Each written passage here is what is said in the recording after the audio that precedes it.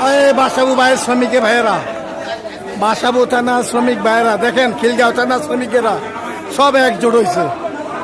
খিলগাঁও থানা শ্রমিক ড্রাইভার ভাইয়েরা সব একজোট হয়েছে। প্রত্যেকটা থানা, প্রত্যেকটা এরিয়া আমরা সব শ্রমিক ড্রাইভাররা, যত ড্রাইভাররা আছি, সিএনজি চালাই, শ্রমিক ভাইয়েরা সবাই একতাবদ্ধ হন। খিলগাঁও থানা শ্রমিকরা যেভাবে একতাবদ্ধ হয়েছে, আমরা প্রত্যেকটা থানা এভাবে একতাবদ্ধ হব, এভাবে প্রতিবাদ করব। মালিকদের বিরুদ্ধে, মালিকদের কালো হাত আমাদের ভেঙে দিতে হবে। মালিকরা আমাদের যে 17 বছর ধরে আমাদেরকে চুষা, যেভাবে তারা টাকা পয়সা আমাদের কাছ থেকে নিচ্ছে, আমরা সেই গ্যাজেট মানি না। 900 টাকার গ্যাজেট আমরা মানি না।